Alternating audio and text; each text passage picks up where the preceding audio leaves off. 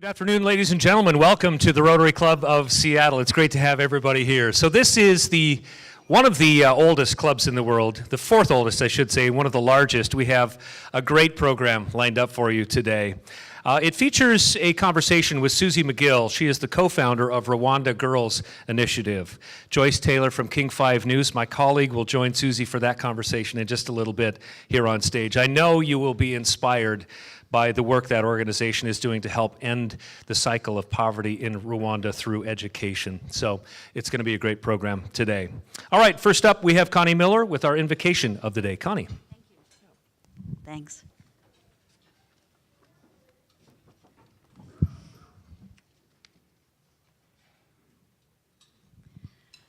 Good afternoon. Today I wanted to share with you some thoughts about loving kindness. Now, this room is full of loving kindness, as you know, and that's one of the main things that draws us together. And sometimes I think about, is that in our DNA? You know, were we just, or did we learn from our parents and other experiences? And what makes us inclusive rather than exclusive in our choices? We're responders, but perhaps not always first responders. So then I think about what sustains us. And I think about the Greek and Christian sense of agape, which is brotherly love, and the Buddhist loving kindness, which part of it is, you know, keeping a soft belly, being vulnerable, allowing yourself to be vulnerable. But again, what sustains us? And I have a prayer here from the Jewish tradition, Ahavat Olam by Rami M. Shapiro. She adapted it, or he, and I'm going to read it to you. We are loved by an unending love. We are embraced by arms that find us even when we are hidden from ourselves. We are touched by fingers that soothe us, even when we are too proud for soothing. We are counseled by voices that guide us, even when we are too embittered to hear. We are loved by an unending love. We are supported by hands that uplift us, even in the midst of a fall. We are urged on by eyes that meet us, even when we are too weak for meeting. We are loved by an unending love. Embraced, touched, soothed and counseled. Ours are the arms, the fingers, the voices. Ours are the hands, the eyes, the smiles. We are loved by an unending love. Blessed are you, God, who loves your people. Thank you. As well. All right, now for our main program. So excited about this. The Rwanda Girls Initiative is an amazing nonprofit that educates girls in Rwanda and sends them across the world to continue their educations. Many return home to rebuild that society. So we want to start with a short video to introduce. This is a 4-minute film that was created by Goldman Sachs for the recent Builders and Innovators Summit in October. Rwanda Girls Initiative was named one of the 100 most intriguing entrepreneurs for 2017 for starting RGI and Gashira Girls Academy, the school. So take a look. This film gives an overview of the school's founding and of the students. When I go to RGI, I see the future. I see the next astronaut, I see the next president, I see the next scientist. I see it, I feel it. It's a miracle. Every parent, no matter where you are, if you're here in Rwanda or if you're in the United States, all they want is the best for their child and an opportunity for their child to maybe have a better life even than what they had. I'm Suzanne McGill, and I'm the co-founder of Rwanda Girls Initiative.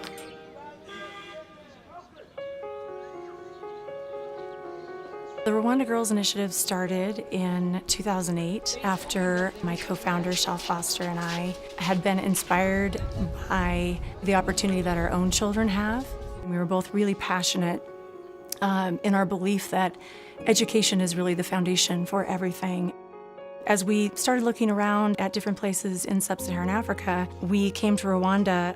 Everyone said to us, please focus on secondary school. We don't have enough facilities, and please focus on girls. We dove into more research about Rwanda, looking at the impact of investing in a girl and the return on investment, and realized if we could impact some of these young girls and give them an opportunity, they can see there's opportunities in leadership, and they can be the ones to begin to transform things more countrywide. Probably about a third of the girls would say when they first arrive that they want to be doctor. If they balance with the weight, the bridge cannot fall down. Probably another third would say that they want to be engineers. And then we have girls who are interested in entrepreneurship, and more now with our farm. We have more girls that are interested in agricultural sciences and things like conservation, agroforestry, irrigation, all those kinds of things that they see as possible transformational fields for the country of Rwanda. What started as, in our mind, a project of starting a school has grown and turned into something better, richer, more exciting because of every other person that has touched it. The school is a need-blind school, so you don't have to be rich, you don't have to have money to pay full fees to come to Gashira. You just have to be willing to work hard, willing to make something out of yourselves. We have graduates now of our first 4 graduating classes in 16 countries around the world. We now have at least 1 girl at every Ivy League school in the United States. What these girls have achieved is so far beyond what Shal and I, in our wildest imagination, had ever thought possible. I've been dreaming of a city far beyond the sky. There is a magic here. When the suffering's over. By the time they leave here, they are fearless, they have found their voice, and they're ready to take on the world, and they're going to be the ones that are solving some of the biggest problems that we face globally, and I'm sure glad that they're going to be the ones at the table. You say when you educate a woman, you educate a nation. They are very clever, very smart, and they are the future of Rwanda. I feel incredibly honored to have been a part of this and to have played, again, a small part in these girls' stories. Rwanda for me is hope and possibility.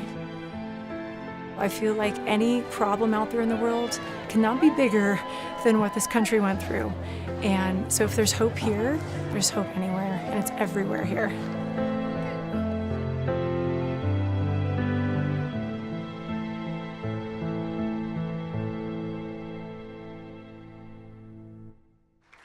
So my colleague Joyce Taylor from King 5 is the one who first told me about Rwanda Girls Initiative and the work that Suzanne McGill is doing. And the more that I learned about it, we talked a few times about it, the more I really knew that I wanted to share this story with you for a couple of reasons. First of all, it's a wonderful example of a true solution to the problem of poverty and a lack of educational access in Africa. It literally is causing a worldwide ripple effect. And secondly, Susie is an example of the immense power that one person can have when dedicated to a cause. I know she works with a team, and she'll be the first to tell you that, but it started with Susie and her co-founder and their determination to do something, and I think we can all draw from that inspiration. So Joyce and Susie will take it from here, but first I wanted to say just a couple of words about Joyce. Joyce has been one of the top news anchors for decades. I won't say how many years, but decades. She is a force to be reckoned with for all the right reasons. And one of the things I love about Joyce is her heart for our community. So she works with many, many nonprofits to raise money and awareness to solve some of the biggest challenges facing Seattle. But I really think more importantly than that, Joyce has her pulse on the community and knows when to act as a journalist. After the Pulse nightclub shooting, Joyce had the idea to spearhead a community forum televised on King 5 called Peace and Pride. It brought all of us together right after that shooting to talk about some very tough topics that, as a community, we really hadn't talked about. Her efforts won her a well-deserved Emmy Award. In short, Joyce is unafraid to go where we need to go as a community, and I'm so honored to work with her. Please welcome Joyce Taylor and Suzanne McGill.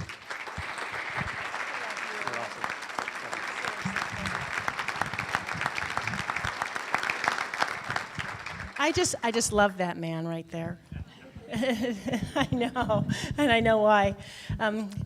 Thank you so much for having me. It's really an honor to be among so many people who are so generous. I know a lot about the work that you do, so thank you so much for having us. It is also a great honor for me to share with you my dear friend, Suzanne McGill, and the work that she has been doing with her co-founder, Shel Foster, and the extraordinary work that they have done in Rwanda. You have already had a little bit of an introduction, but I want to go back to when we first started talking about this project, this idea she had around the kitchen table of building this school in Rwanda. And when you went to find the dirt and you were just talking about educating girls and this idea that you would build this school. And I said, you're going to do what? And now it has become this life-changing thing for so many, hundreds of girls who have graduated now. So will you tell us how this happened? Yes. So I think like a lot of things, probably like many of you in this room, things start very small from a tiny kernel of an idea that my friend Shal and I had. And truly, like I had said in the video, you know, we were inspired by our own kids. I think all of us in this room too that have children know how blessed all of our kids are just by the lottery of where you're born and the fate of where you're born to have access to amazing education. And so we started thinking, was there something that we could do to, you know, lend a hand to education? And we were drawn to sub-Saharan Africa. I have to say, initially, we were actually thinking very small again. We thought maybe we'll take some computers and some soccer balls, and that would be really great, which it, of course, would have been, and help with an existing school. And we zeroed in on Rwanda for a lot of really interesting reasons that probably typically surprise people, but after the genocide in 1994, obviously the country was completely decimated. And what has happened since then is really quite a remarkable story of rebirth of a country and their determination to try to be defined by something other than just the genocide. And so there's a lot of really interesting things going on there, and has one of the lowest corruption rates on the continent, transparency in the government, and this real energy around educating girls. And so when we decided on Rwanda and we got there and we started talking to basically as many people as would talk to us about what the need was, it became clear very quickly that our computers and soccer balls were not, I mean, not that they wouldn't have appreciated that, but that it wasn't going to be enough. And we just got more and more energized and excited about the possibility of doing more. And so it just sort of snowball effect. The more amazing people that we brought into the project that helped us to build it out became a secondary school, secondary boarding school for girls to address all the issues that girls have in the developing world and why they drop out of school at such a high rate. You lose them out of the system. So, and I think then the other piece, as I said, was you know, diving into the research around educating girls, and truly, when you look at all the research around educating girls in the developing world, it is probably the single most powerful tool, if you could call it a silver bullet, for addressing so many of the issues. So we just got more and more excited, and then you begin to meet the people and the young women of Rwanda and became more inspired to be a part of it. Many of you may or may not realize that the parliament in Rwanda is predominantly female. And so the leadership in Rwanda, because of the genocide, is predominantly female. And so how many of you have a daughter? I'm just curious, how many of you have daughters? So imagine if your daughters were not able to, not only not go to college, but not be able to go to high school. So for these girls to be able to get a secondary education, and then with the goal of not just graduating from high school, go on to college, how has it been life-changing for the girls that have gone through your program? It's a boarding school also. So explain what the Gashira Girls Academy is. Right, so it is a boarding school. When we, again, started looking at what were these reasons that girls were dropping out, it became clear, because we didn't originally think we were doing a boarding school, as everything just snowballed again. But we realized that, you know, for many of the girls, just the transportation to get to school, it's not safe for them to walk long distances when they're adolescents, and so the parents would bring them, you know, keep them home or keep them out to do chores at home. And having health care and nutritious food and meals, all of these things to set them up for the best chance of success. So it became a boarding school. So we're basically the equivalent of 10th, 11th, and 12th grade, university prep high school, which again evolved as we talked to people there. We had thought originally, okay, we'll do this school, and maybe some of these girls will be lucky enough to go on to university, but maybe that's not, maybe a small percentage. And as we talk to people in Rwanda, especially these women leaders we've gotten to know, they said, absolutely, if you are going to build a school like this and you're going to be a STEM school for the best and brightest of our country, the goal absolutely has to be going on to college and university. We need these young women to be the leaders of our country. And so again, that sort of ratcheted up, everything, what we needed to do to make that possible. So it's transformed into, what I say, again, humbly, because it's many of the people on the ground that have made this happen, but to the best school in Rwanda, and potentially East Africa, which is incredible from all the heart and soul that the people that are there are putting into it every day. So I believe a lot of your students are just about to take their national test or have just taken their national test. They're just about to take it. And there are students from the Gashira Girls Academy that are in every Ivy League school in the United States, and then many, many other colleges. So how many graduates do you have? How many are in college? And tell us a little bit about that. So we've graduated. We just had our fifth graduating class, and the way the school year runs there, it's January to October. So the girls that just graduated now will start college next fall. They have sort of this unintentional gap year. So we have 4 graduating classes that have started college. So 348 students in college. Thank you. And they are, in the video it said 16, I think we're up to actually 19 countries now around the world with over $30 million in financial aid, because what we try to do is have them as prepared and ready to be as competitive as possible for the financial aid that's out there for international students. So they are literally all over. We have 158, I believe now, in the United States and Canada, primarily the United States, and we do have at least one at every Ivy League now, which is amazing. And we have our first student that started at Stanford this fall, which is also incredible. So yeah, they're just remarkable, and I can't wait for you to meet our student that's here. But they're remarkable young women that give me so much hope for what's possible and the future and the world, really. And we're going to find out in just a moment what it's like for so many of these girls to leave their country. Many have never left their country before to come to a place like the United States and go to Pullman, for example, and what that transition is like. You also have a farm on the property. Also, probably not initially in the plan, but now it has become a huge part of what you do and part of the education at the Gashira. Tell us how instrumental that has been in their education. Right. So we purchased the property for the school and then thought, well, we'll have this farm that's just right adjacent to the property so that we can grow nutritious food and maybe potentially have a revenue stream to the school as well if we could sell some of the excess produce. And then sort of dreamed initially, but it took a while to get there, of how can the students also, it's basically an outdoor laboratory for them to be able to participate in. And so now I would say in the last about 3 years, we just finished our 7th academic year. So in about the last 3 years, it's really come alive. And if you would ask 3 years ago if we had any students interested in agriculture, not one would have said yes, because they all felt like, that's what I'm trying to not do. My family's always just been trying to grow food in the backyard, and I want to do something different. And so now with their opportunity to participate in that, they've started businesses, a peanut butter business actually that they're selling all over the country now, juices, all kinds of things, and doing soils testing, all kinds of research projects. And it's just ignited in them this realization that agricultural sciences is so much more than that, and that potentially it can transform the country and the continent. So and you'll hear again from our student who's studying that, but it's been really fun to see them just light up about the potential in that. Let's just bring her up. Shall we just bring her up? Will you please welcome Vanessa Giramata.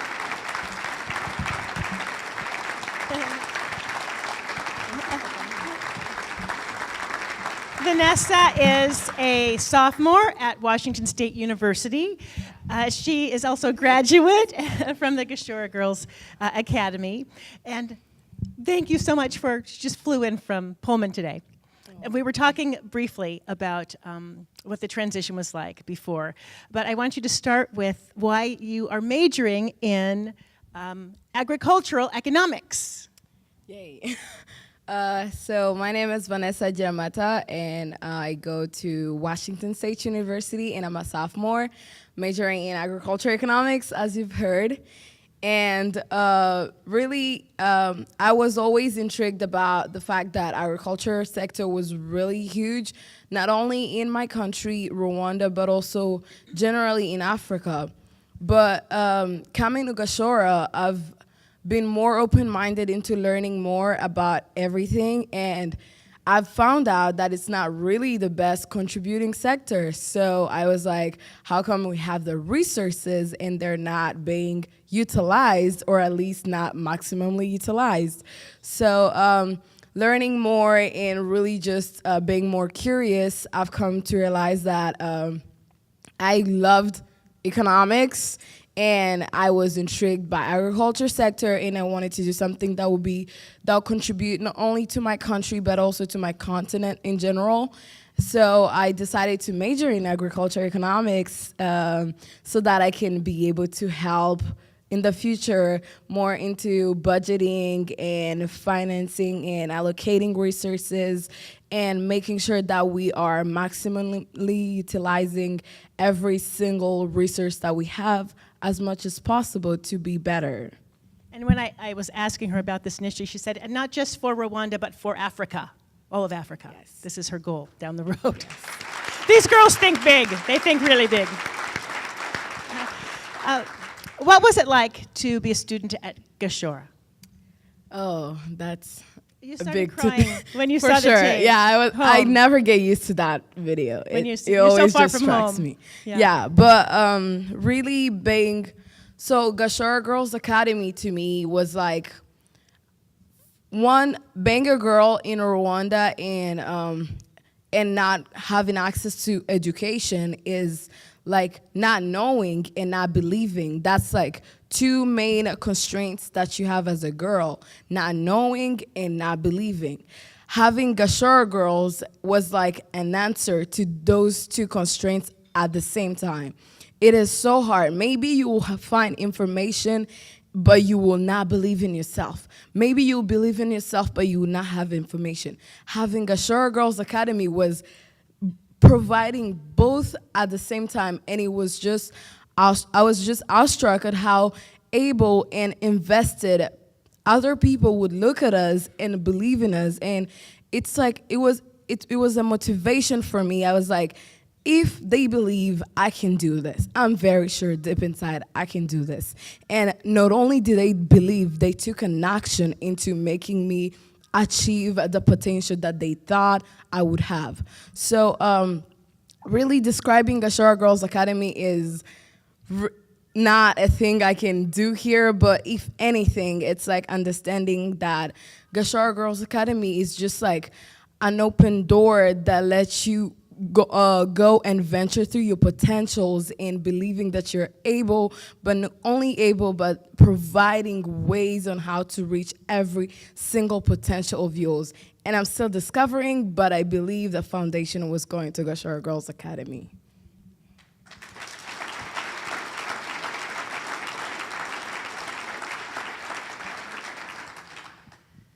What was it like leaving Rwanda, moving to the United States, and moving to Pullman? To the Whitfields, you meant. To the Whitfield. Okay, so in Rwanda, like, family is very important, and you grow around them, and you're always there, you know? And having the idea of going to move from one district to another district, and mind you, Rwanda is not even big. Seattle is huge. It's insane. It's like, yeah. But like even moving in another district is a problem. So moving out of a continent was like, yeah, not happening. But really, also, that's also what I'm talking about going to Gashora Girls. It was also part of that preparation, mental preparation, but also emotional preparation, understanding that if you need to achieve something more, you need to be out of your comfort zone, because your comfort zone, you are not gonna grow in your comfort zone. So moving out of my country was basically moving out of my comfort zone, which meant entering my growth zone. So I believe there are many shocks that I had reaching the United States of America, but reaching the wheat fields, which are in Pullman, was there was it was different culture, different people, but again, understanding that there is no difference that cannot be overcome. First and foremost, you're both human, you're all human beings, and you're there to seek knowledge. Whatever it takes to support each other, whatever it takes to grow, you will do, and you will do it together. So that kept motivating me. It was like, even though I'm far from home, I miss home, but why am I here in the first place would remind me and comfort me. It's like I have a greater goal to achieve so that it will help me to stay here, but not really be homesick and not be able to achieve what I'm doing. Because the greatest pride will come when I achieve the goal I set myself to and make everyone proud who has invested in me and believe in me, and also contribute to the environment back, just like Susie and Shal did while they invested in us. I want to talk to... I think it's hard to put into words really how strong these girls are when you talk about them being fearless, Susie, because if you just consider Vanessa for a moment, if I can share what she shared with me, the genocide took every single person in her father's family, everyone in her father's, except for her father. And on her mother's side, so many people. So this is a young girl who's the only daughter. She has a younger brother, and her parents still let her leave the country, go out into the world, because they have so much hope in her. And she was talking to me about forgiveness in her country and how she looks at people from their heart and their intention. And this is the story of all these girls in this academy, right? They're so incredible and so brilliant. Yeah, I was just going to say as I was listening to you, I think that's what is one of the most breathtaking things for me when I sit down and have a chance to talk to some of these young women is the way they talk about what they want to do. So they go and they're having this opportunity to study all over, but it's all about what part I want to play back at home or for my family, and certainly in a way that I wasn't thinking about. I wish that I was probably more thoughtful about that when I was 18, but I frankly wasn't. And they talk about, I want to be the first pediatric oncologist because there's not one in Rwanda. And I want to go and become the best in that and go back to fill that need in my country. And, you're just sort of taken back by that from these young women that, haven't had a lot of life experience, and yet they're seeing the need in their country and how they can play a part. So I truly feel like it's such an honor to just give that platform. They're going to do it. It's all them, absolutely 100%, and just giving them the platform to be able to leap off of and make it possible. And so now you believe that it can happen for all of the students that you studied with that are now lifelong friends. When you look at what you plan to do and what your girlfriends plan to do, how do you see your future and their future? The biggest difference I would say from how I see my future now and my friends' future now in perspective to how I would see it if I did not go to Gashira Girls or did not have all these great opportunities to be here and expanding my knowledge is I believe that I can do something more than just to myself. So I am going to learn, yes. I am going to achieve things, yes. But things are going to be impactful to the rest of the world. It's not going to just be limited to me. It's not going to just be limited to my family. It's going to be something that will impact other girls all around the world, all around Africa, all around Rwanda.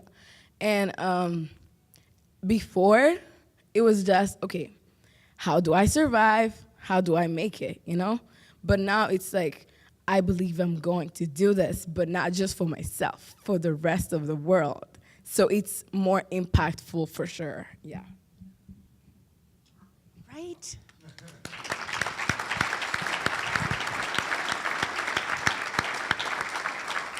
I mean, when you look at the value of an education, I think we can say, I know this, and I haven't been to Gashira, but I know through Susie, through osmosis, that every single one of the students in this school really value their education in a way that I don't think our children can appreciate the true value of an education and how transformative it is, yeah?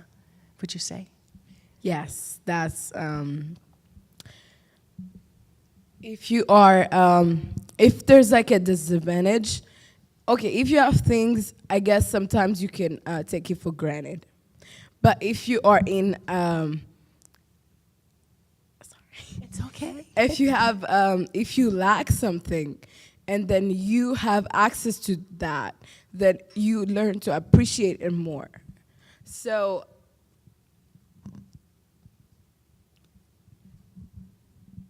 It's okay because we are so grateful that you're here and you're sharing because it makes us want to do more, doesn't it? It makes us want to do more. Yeah. Because we can see that you do not take one single thing in your life for granted, not one thing, especially your education. yeah, okay, so I had promised myself I'll not cry, but go figure it did not work out, so. But really, what it is like, if you can live more than just for yourself, there's so much more meaning to life. So maybe if you have access to things, you take them for granted because it was always there, you know? But the moment you lack something, you know how hard it is to get it, and you know how much the effort it took you. But not only you, but other people like you who invest in others. And it's no longer about only you disappointing yourself. It's about you disappointing every single person who invested in believing in you. So definitely having access to education at this point is like, you have invested in me, and I believe in myself. I can do it. That's not only for myself, but for the rest of the girls who are not having access to education right now, but that I will make it so that it will also have access to it. Just like they believed and they started the school, and now I am here. That's the same. That's the good thing in life. You learn from people like Miss Susie and Shal and every one of you here that your life should be a legacy that should be left, and everybody should take lessons from it to grow and develop and impact the rest of the world.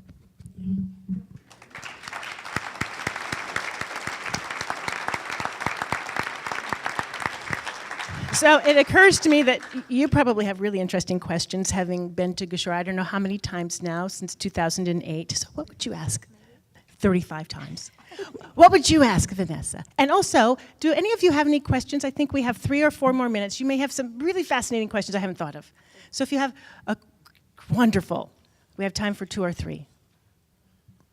I have a question about the educators. Who are the teachers? Are they, if you can elaborate on that. Yeah, so the teachers are a mixture of mostly Ugandan or Rwandan teachers. Right about the time we started the school, Rwanda had been a Francophone country before that, so the second language and the language of instruction was French. And sort of like a light switch, they changed it to English the year we started, which worked well and I think was smart for the country business-wise. But as you might imagine, a lot of the teachers who were proficient in the subjects, the high-level science subjects and things, weren't proficient in English. So we had to go and recruit from Uganda. So we're now more Rwandan than Ugandan, which is great, more and more every year, but it's a mixture. And then every year we have about 3 to 4 U.S. Also either volunteers or full-time people that are there with our English program. 2 more questions. Thank you very much for the presentation. And I have just a question about the boarding school concept. In many countries, we found that girls drop out of school because of that problem of getting to school and back. What percentage of your students are actually staying at the school, and what dropout experience do you have there? So 100% of the students at our school actually live at the school. It's 100% boarding, and we have students from, there's 30 districts in Rwanda, and we have students right now, I think, from 27 of the 30 districts, so they literally come from all over. And that was part of our mission, was to go out and seek out the girls, particularly from the rural countryside, that would never know about our school or have access to our school, to be able to find who are those girls that are performing well, and offer them a scholarship. So they do come in and all stay there. And for that reason, we really don't have a very high dropout rate. Typically, if girls leave, it's that they are moving somewhere else. We've had some that have moved to, like with an aunt, to Kenya or something like that, but mostly they stay. We are out of time. It's been just a joy for us to be here. I'm so glad to share the Rwanda Girls Initiative with you and the Gashira Girls School and Susie. If you want to know more about it, they have a great website. There's information, literature on your tables. And thanks for having us today. And thank you, so Vanessa, much. so much. Thank you so much. Good job. You guys, thank you.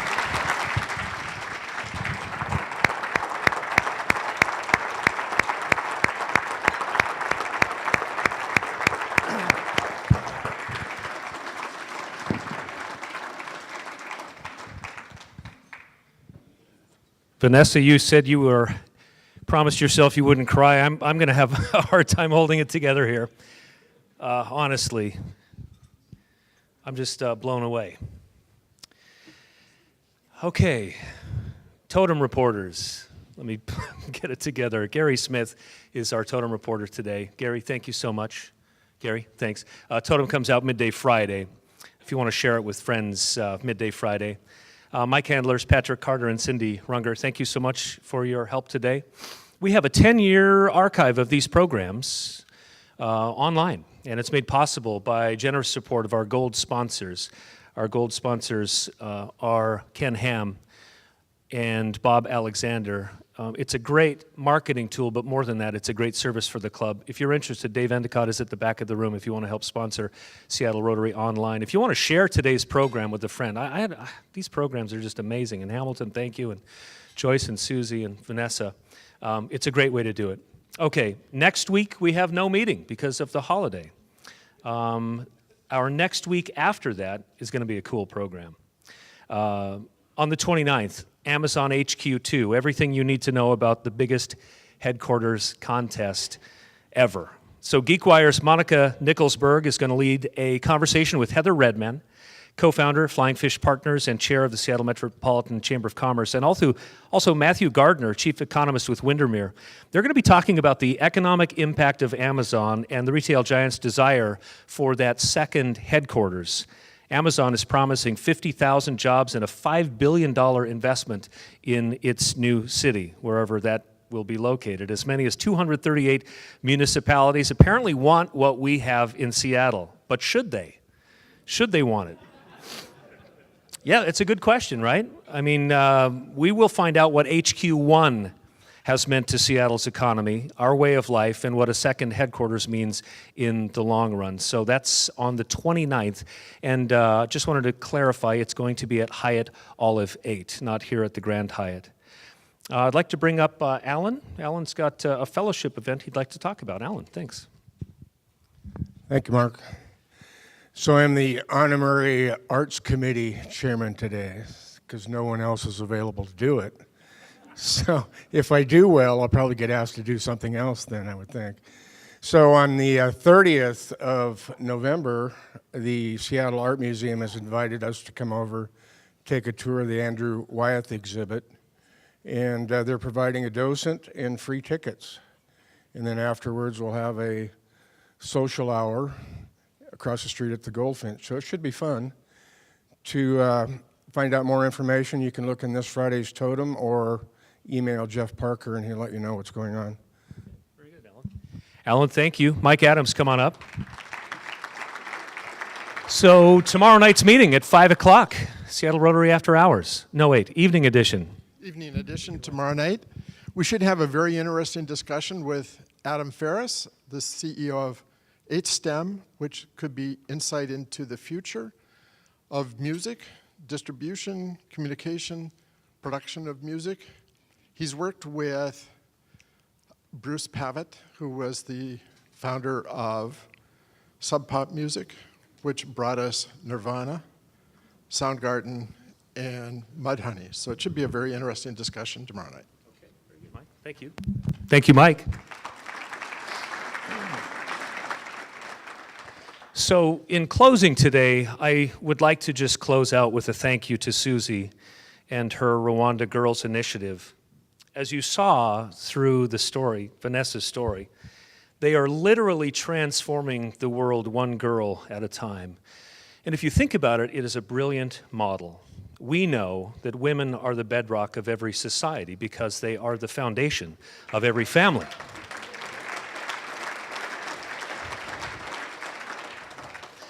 And when you educate a girl, what you're doing is empowering a future woman. You open doors that otherwise would be shut, and you allow them to reach their full potential. What an exciting proposition that is. I wonder what our world will be like, when women hold at least half of all the positions of power at all levels in every country. I wonder what wars will look like then, or if we'll even have them. I have no doubt our world then will be a more compassionate and peaceful place. So let's do our part to make that happen. And Vanessa, I have never been more proud to be a cougar. So I wish. Group hug, we are adjourned.